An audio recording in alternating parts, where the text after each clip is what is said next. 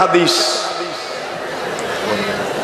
তামিমে দারির সাগর ভ্রমণ, মুসলিম শরীফে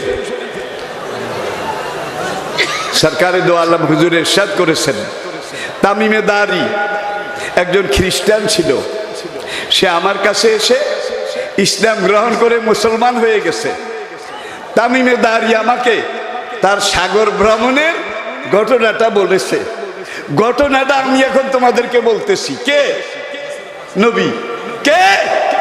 নবী বলেন তামিমে দারি সাগর ভ্রমণের ঘটনাটা তামিমে দারি আমাকে বলেছে, আমি এখন তোমাদেরকে বলতেছি, তোমরা শোনো। তামিমে দারি বলেছে, হুজুর ইরশাদ করেন, একবার আরবের জুজাম গোত্র এবং লুখাম গোত্র, আই রিপিট, জুজাম গোত্র এবং লুখাম গোত্রে 30 জন আরব বন্ধু নিয়ে আমরা সাগর ভ্রমণে বের হলাম। সাগরে যখন আমরা বড় একটা কাঠের নৌকা, তখন কিন্তু ইঞ্জিন ছিল না। কি ইঞ্জিন? তাহলে যত ইঞ্জিন, কলকবজা, বন্দুক, রাইফেল, যত মেশিনারি সব কিন্তু কোরআন নাজিলের পরে আবিষ্কার হয়েছে। কোরআন নাজিলের আগে একটা দেখান, একটা দেখান। তাইলে এই কোরআন বিজ্ঞানের দুয়ার খুলে দিয়েছে। এই কোরআন বিজ্ঞানের পুরোধা, এই কোরআন বিজ্ঞানের কেন্দ্রবিন্দু। একটু আগে আমি যেই কথাগুলো আপনাদেরকে বলছিলাম, আসুন।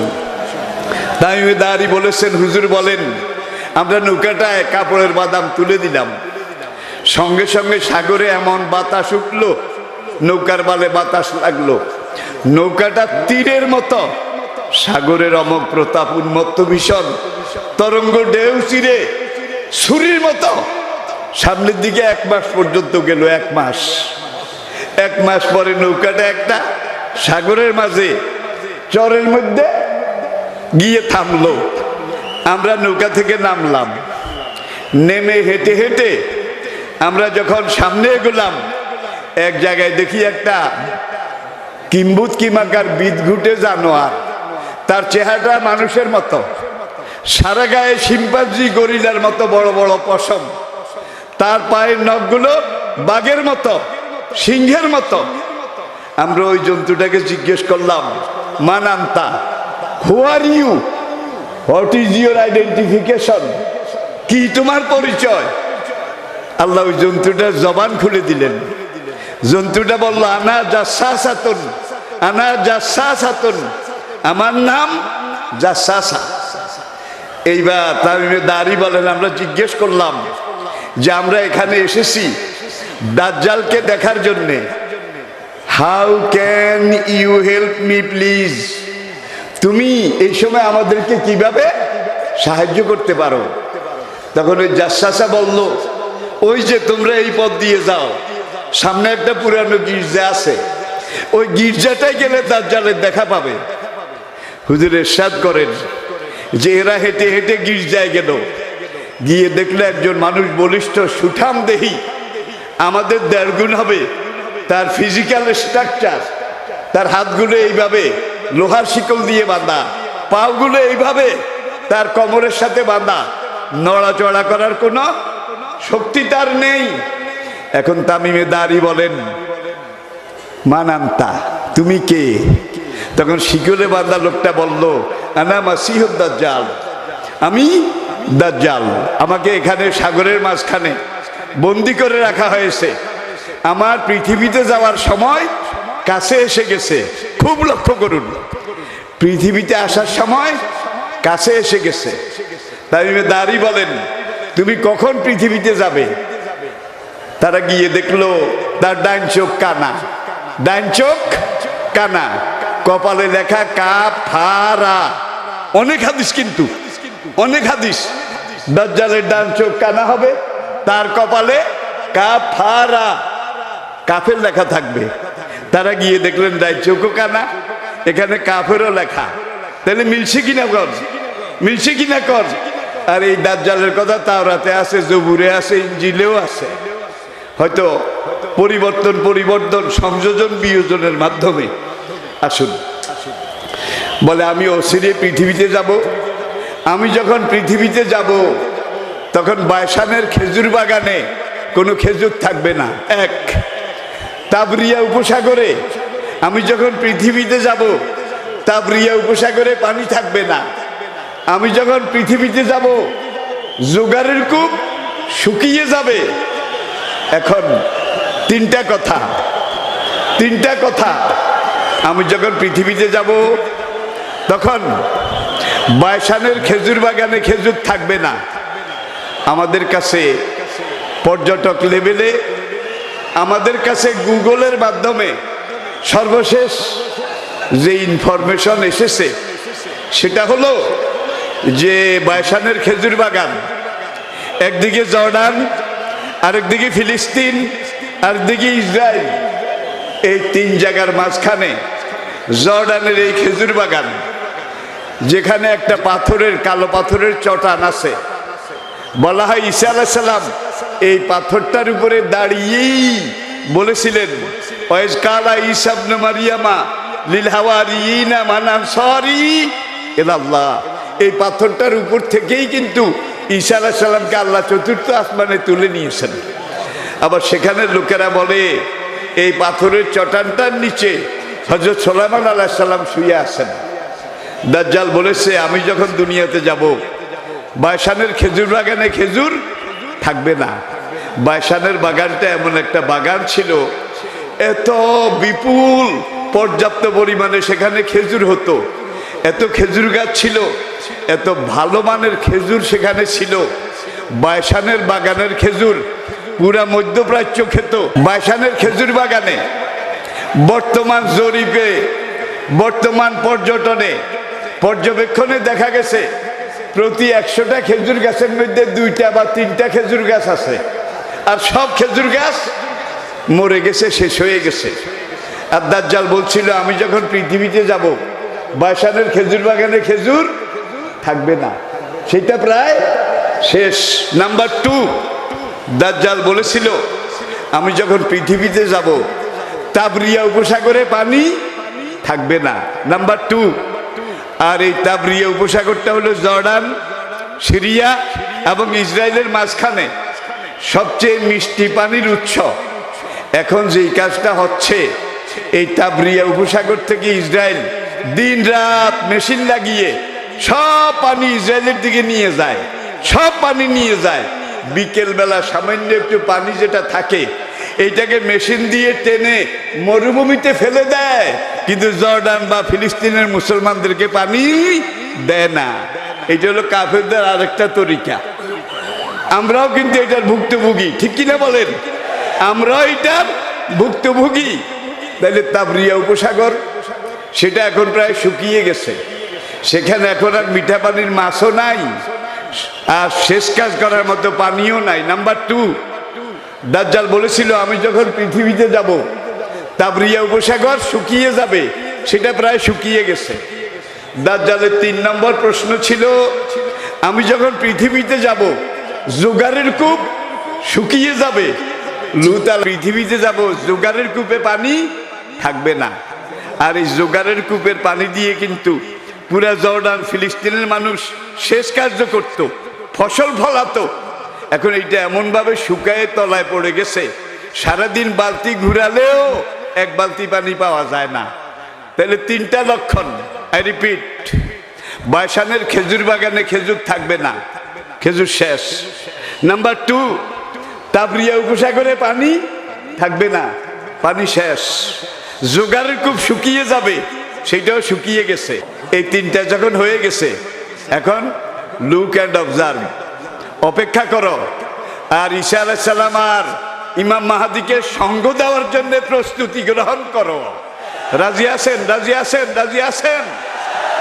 শেষ কথা, দাজ্জাল বলে, আমি 40 দিন পৃথিবীতে থাকব।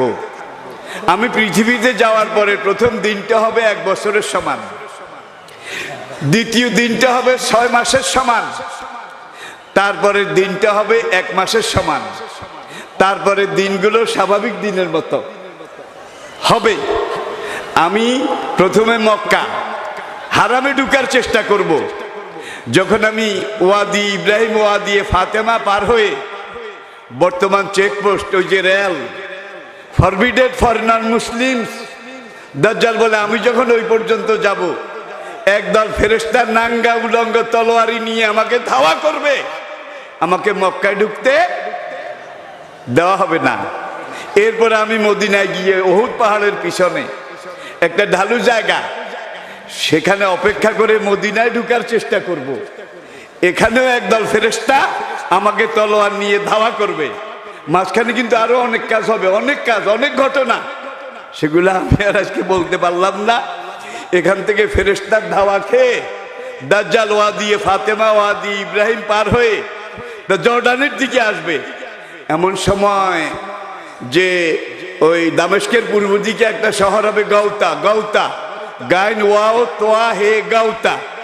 এটা হবে ইমাম মাহাদি আর ঈসা আলাইহিস সালামের জেনারেল হেডকোয়ার্টার, যুদ্ধের কেন্দ্র। গজওয়ায়ে হিন্দের হাদিসে হুজুর বলছেন যে হিন্দুস্তানের শাসকরা মুসলমানদের উপরে এমন জুলুম করবে যে ঈসা আলাইহিস সালাম, ইমাম মাহাদি হিন্দুস্তানে একদল সৈন্য পাঠাবে। তারা সেখান থেকে এসে হিন্দুস্তানের শাসকদেরকে লোহার শিকল দিয়ে বেঁধে গৌতাতে নিয়ে ঈসা আলাইহিস সালামের কাছে হাজির করবে। হিন্দুস্তানে কিন্তু সেই খেলা শুরু হয়ে গেছে, ঠিক কিনা বলেন, ঠিক কিনা বলেন। গৌতা, এটা হবে ঈসা আলাইহিস সালাম, ইমাম মাহাদির জিহাদের জেনারেল হেডকোয়ার্টার।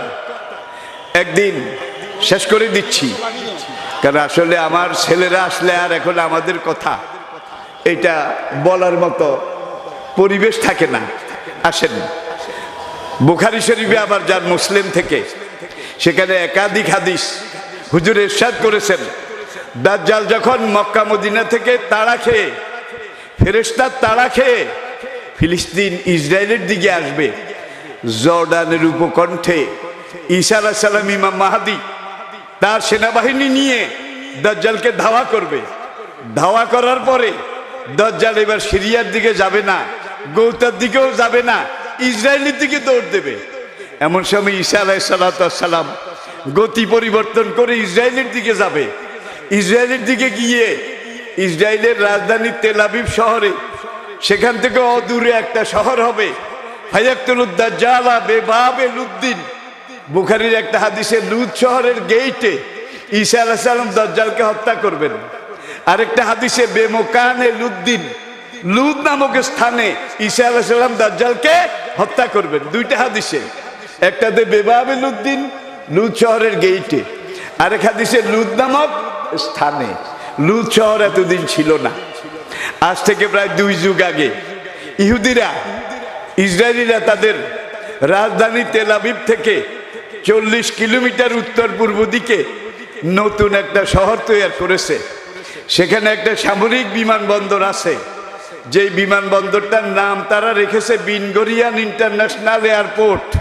বিন গরিয়ান ইসরায়েলের জাতির জনক, কিরে ঠিক আছে নি? বিন গরিয়ান ইন্টারন্যাশনাল এয়ারপোর্ট। এবং সেখানে তারা একটা শ্বেত পাথরের গেট বানিয়েছে। আপনারা গুগল সার্চ করেন, গুগলে সব আছে। গুগল সার্চ করে আপনারা যে লুড LOOD এটাকে সার্চ দেন, লুদ শহর আপনাদের সামনে এসে যাবে, সেই পাথরের গেট আপনাদের সামনে এসে যাবে। আজকে শুধু গুগল সার্চ করে প্রতিদিন পুরো পৃথিবীতে 6000 কাফের বেঈমান ইসলাম গ্রহণ করতেছে। গুগল মুসলমান বানায় নাই। আল্লাহ নবী বলেছেন কিয়ামতের আগে এমন সময় আসবে কাফেরকে দিয়েও আল্লাহ ইসলামের খেদমত দেবে। তাইলে সব পজিটিভ, নৈরাশ্যের কিছু নাই। এবং ওই শ্বেত পাথরের গেইটে ওরা লাল অক্ষর দিয়ে লিখেছে, the king of piece will emerge here. আমাদের শান্তির রাজা দাজ্জাল এই গেট দিয়ে প্রবেশ করবেন এবং আমাদেরকে, ইসরায়েলিদেরকে পুরা দুনিয়ার রাজত্ব এনে দেবেন। বড় আশা। তাহলে হুজুর বলছেন লুদ শহরের গেইটে, গেট কিন্তু তৈরি হয়ে গেছে। নবী বলছেন এটা হওয়া লাগবে, ঠিক কিনা বলেন? তাইলে গেটও তৈরি হয়েছে, লুদও তৈরি হয়ে গেছে।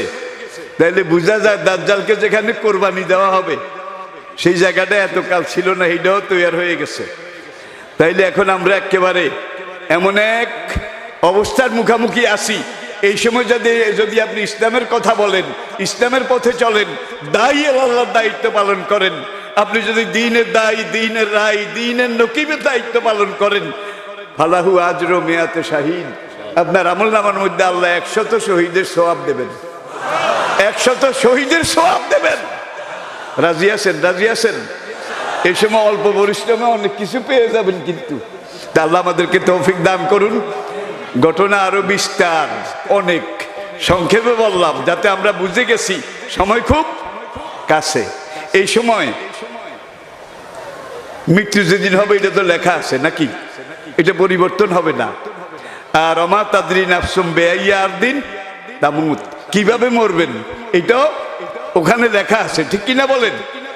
এখন আপনার মরণ যদি বিছানায় পড়ে পড়ে হয়, তাহলে সারা দুনিয়া ব্রাশ ফায়ার করলেও আপনাকে মারা তো দূরের কথা, একটা পশমও বাঁকা করতে পারবে না। এই ঈমান আমাদের আছে কিনা বলেন? আছে কিনা বলেন? তাইলে আমরা আল্লাহপন্থী হয়ে যাই, আল্লাহর কথা বলি, আল্লাহর পথে চলি, আল্লাহর দ্বীন কায়েমের জন্য আমরা ময়দানে ঝাঁপিয়ে